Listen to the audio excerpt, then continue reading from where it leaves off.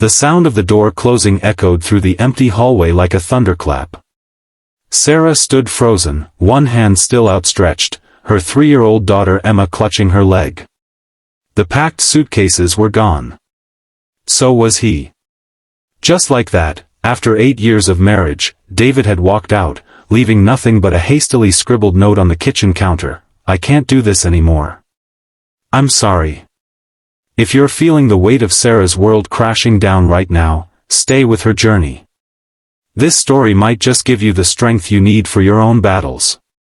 Like this video if you've ever had to be stronger than you thought possible, and subscribe to follow more stories that remind us of the resilience of the human spirit.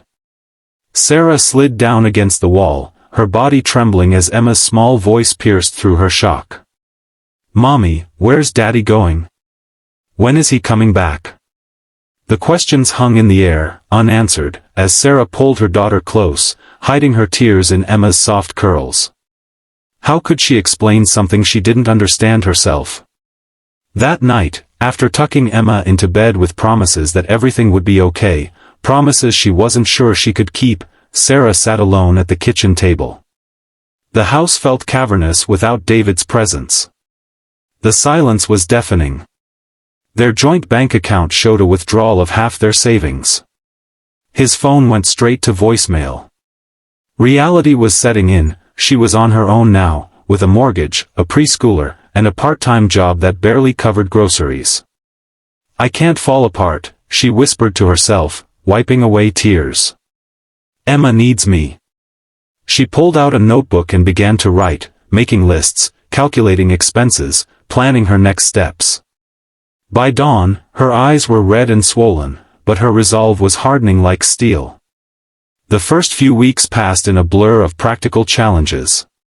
Sarah called her boss at the bookstore and asked for full-time hours. She learned to fix the leaky faucet that David had always handled. She sold her wedding ring to pay for daycare. Each night, she collapsed into bed exhausted, only to be awakened by Emma's nightmares, her daughter calling out for the father who never answered. "When is Daddy coming home?" Emma would ask, almost daily. Sarah struggled to find the right words. "Daddy needed to go away for a while, sweetheart. But I'm here. I'll always be here." One evening, while attempting to assemble a bookshelf, something David would have done in minutes, Sarah threw down the screwdriver in frustration. Emma watched from the doorway, clutching her favorite stuffed rabbit. "It's okay, Mommy," Emma said, her small voice serious. "Daddy showed me how to use the screwdriver once. I can help." Sarah looked at her daughter, this tiny person offering strength when she felt weakest, and something shifted inside her. She wasn't just surviving for Emma, they were going to survive together. Months passed. Sarah learned to change the oil in the car, to negotiate with bill collectors, to braid Emma's hair the way she liked it. She worked extra shifts on weekends when Emma visited her grandmother. She started an online course in web design, studying late into the night after Emma was asleep. The dining room became her office, the living room transformed into a space where they built blanket forts and had dance parties. There were still hard days, days when Emma cried for her father, days when Sarah's own grief felt overwhelming. The first Christmas without David, Sarah nearly broke down seeing Emma's face fall when she realized her father wouldn't be there to help decorate the tree. But they created new traditions, hot chocolate with extra marshmallows, homemade ornaments, and Christmas Eve picnics under the tree. "We're different now, but we're still a family," Sarah told Emma as they hung lights around their small apartment. "Sometimes families change shape, but the love stays the same." A year after David left, Sarah received divorce papers in the mail. There was no return address, just a lawyer's name and a request for her signature. She signed them at the kitchen table after Emma went to bed, tears silently streaming down her face, not for the loss of David anymore, but for the death of the future she had once imagined. The next morning, she woke up with a strange sense of lightness. She made heart-shaped pancakes for Emma and took a selfie of them together with syrup-sticky smiles. She posted it online with the caption, "Day 1 of our new chapter." Sarah's web design course led to freelance work, which led to a client offering her a full-time position with flexible hours. She could now work from home 3 days a week, cutting down on childcare costs and giving her more time with Emma. Their financial situation slowly improved. Sarah started a small savings account labeled Emma's Future. At Emma's kindergarten orientation, Sarah sat among couples, feeling the familiar ache of being alone. A teacher handed out forms asking for both parents' information. "Just me," Sarah said quietly when it was her turn to introduce herself. "I'm Emma's mom." "And her dad too, basically," Emma added proudly, making the room chuckle. "She does everything. She can even kill spiders and fix the toilet." That night, Sarah looked at herself in the mirror, really looked, for the first time in months. The woman staring back had shadows under her eyes, yes, but also a strength in her gaze that hadn't been there before. She was thinner, harder in some ways, but also more herself than she'd ever been. As Emma grew, so did Sarah's confidence. She joined a single-parent support group, where she found friendship and solidarity. She learned to ask for help when she needed it, something the old Sarah would never have done. She discovered that vulnerability wasn't weakness, it was another form of strength. When Emma was 7, she came home from school quiet and withdrawn. After much gentle prodding, she finally admitted that a classmate had teased her about not having a dad. "Everyone else has one," Emma said, tears welling in her eyes. "Why did mine leave? Didn't he love me enough to stay?" Sarah's heart shattered, but she kept her voice steady. "Your dad leaving had nothing to do with you, Emma. Sometimes adults make choices that hurt the people they love, not because they want to, but because they're fighting battles we can't see." "But it's not fair," Emma protested. "No, it's not," Sarah agreed. "But look at all we have. Look at how strong we are together. Some people have 2 parents, some have 1, some have grandparents or aunts or uncles. What matters is the love, not the number of people." That weekend, Sarah organized a Family Appreciation Day. They made a scrapbook together, filling it with photos of their little family of 2, plus the extended network of friends and relatives who had supported them. They added Emma's drawings, ticket stubs from movies they'd seen together, pressed flowers from their hikes. By the end, Emma was beaming. "We have the best family," she declared, and Sarah felt a warmth spread through her chest that no rejection could diminish. As years passed, Sarah dated occasionally, but she was selective about who she introduced to Emma. There was Michael, a kind doctor who brought them both ice cream after Emma's tonsillectomy, but whose demanding schedule eventually created too much distance.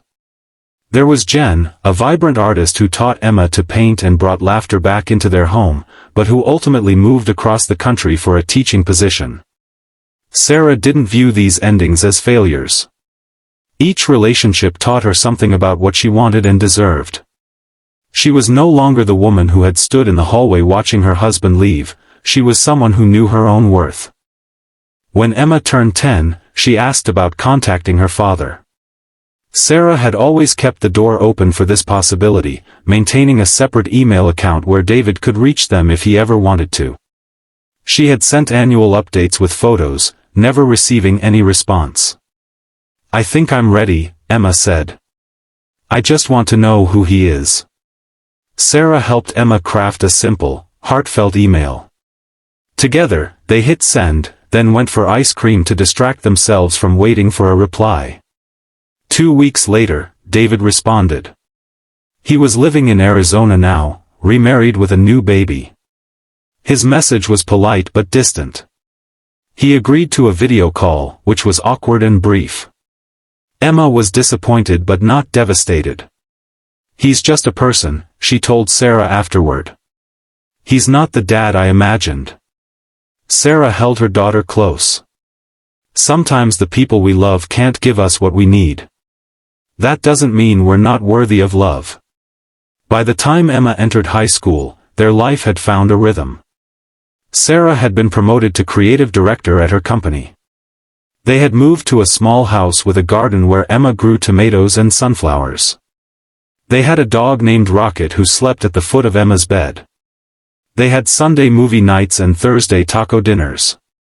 They argued about screen time and curfews and messy bedrooms, just like any family.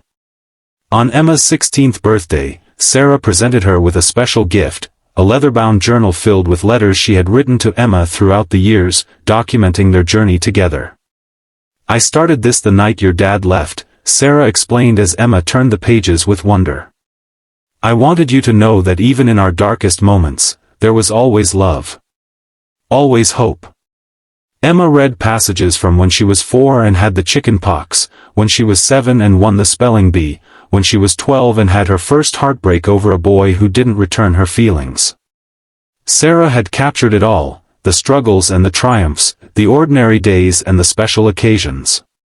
"You did it, Mom," Emma said, tears in her eyes. "You really were both Mom and Dad to me. And you were enough. You were always enough." Sarah pulled her daughter close, remembering the frightened woman she had been, the one who thought she couldn't possibly do this alone. "We did it together," she corrected gently. "We built this life together."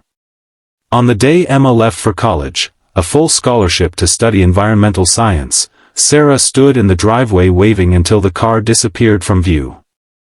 The house felt empty in a new way, but not hollow like it had when David left.